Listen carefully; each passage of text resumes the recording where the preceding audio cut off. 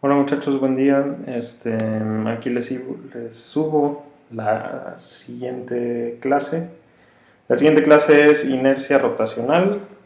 Es un concepto que no sé si ya habíamos tocado en clase, no sé si habíamos hablado de él en clase, pero pues lo vamos a analizar aquí. La inercia rotacional es uno de los componentes que se toma en cuenta entonces para el análisis dentro del laboratorio de biomecánica o del laboratorio de movimiento, específicamente en la marcha. Ahorita vamos a revisar qué es el concepto de inercia rotacional.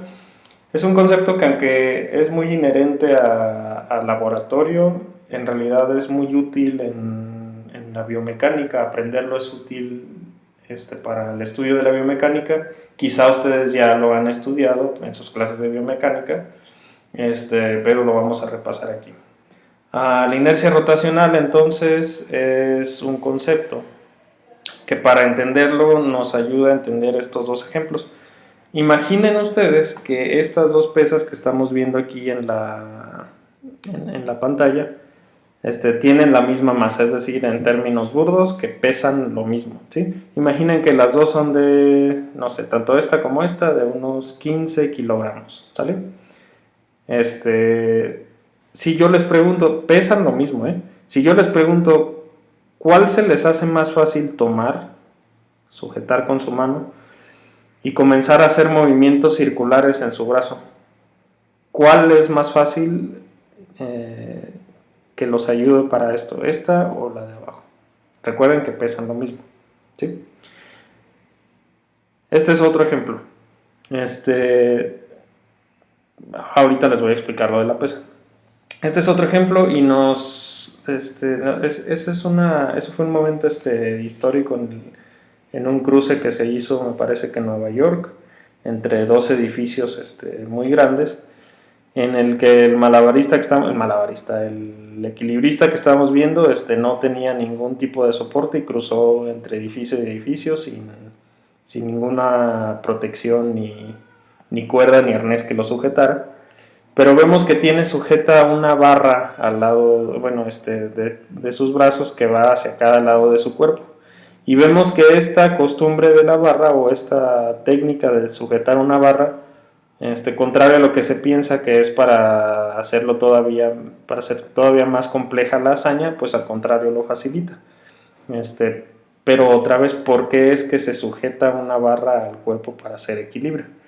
Ahorita vamos a tocar un poquito más ese tema, y naturalmente tiene que ver con la inercia rotacional, ¿sí?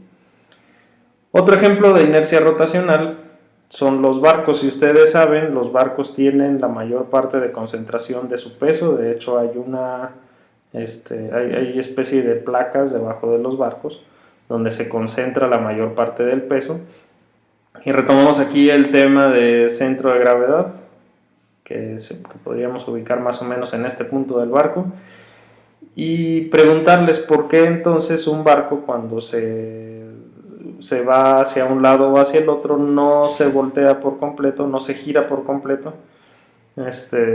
Y naturalmente ustedes me van a decir, bueno, pues por el peso que tiene abajo. Pues sí, pero ¿cuál es la explicación física de que, teniendo peso abajo, un barco no se vaya hacia un lado o hacia el otro?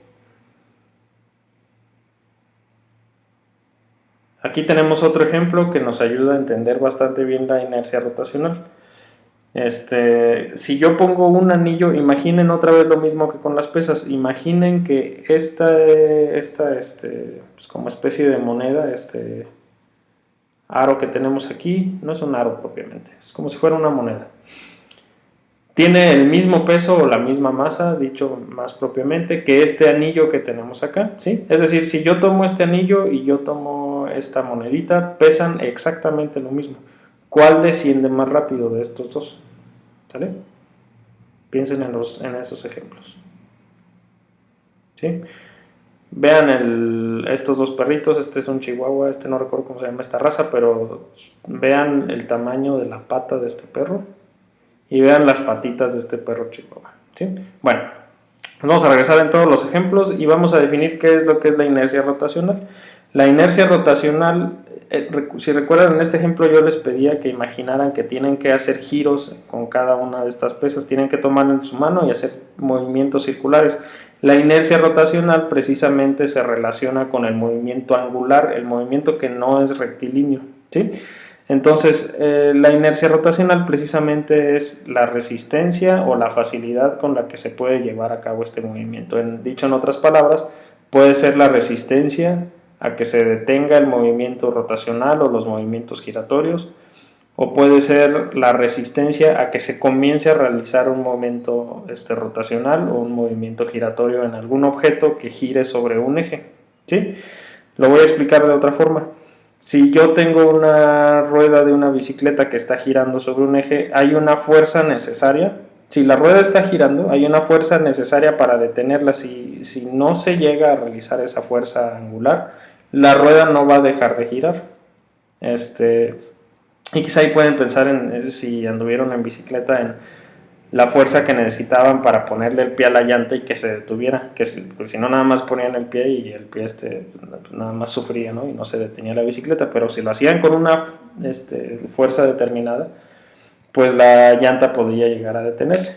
Al contrario, había que hacer una fuerza específica para que girara esa llanta, que a su vez tenía que hacer girar un eje que había en una estrella en el centro, y bueno, ese ya es otro tema, ¿verdad? Pero bueno, es precisamente la inercia rotacional, entonces lo que hace que un cuerpo gire o deje de girar, o tenga su movimiento angular o deje de tener ese movimiento angular. Y está completamente relacionado, muy directamente relacionado a la distribución que tiene la masa, y ahí es donde viene este ejemplo, o ahí es donde tiene la importancia este ejemplo. Vean cómo la distribución de la masa de esta pesa, aunque decíamos que tiene la misma cantidad de masa, la misma cantidad de materia, o el mismo peso que esta, pero cómo mentalmente podemos saber de forma empírica que nos sería mucho más difícil mover esta. ¿Por qué? Por la distribución que hay de la masa, ¿sí? Tiene una distribución bastante más extensa hacia los laterales que esta, que tiene la distribución mucho más centralizada, ¿sí? Que haría mucho más fácil el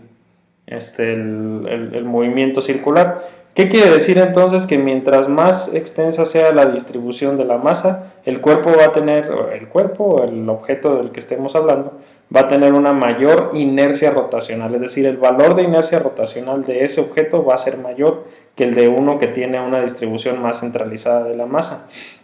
Si lo vemos entonces de esa forma, podemos pensar que es mucho más, o saber de forma teórica, que es más difícil hacer un movimiento circular o giratorio con esta pesa que con esta, ¿sí? ¿Por qué? Porque tiene un mayor valor de inercia rotacional o tiene una mayor resistencia a que sobre ella se realice un movimiento giratorio por la distribución de su masa. Y es exactamente lo que sucede con el ejemplo del, ¿cómo se llama? No es malabarista, es equilibrista, ¿sí? Es exactamente lo que sucede con el ejemplo del equilibrista. Y voy a pausar un momento la clase para que no se haga largo el video, y en un momentito regreso con ustedes.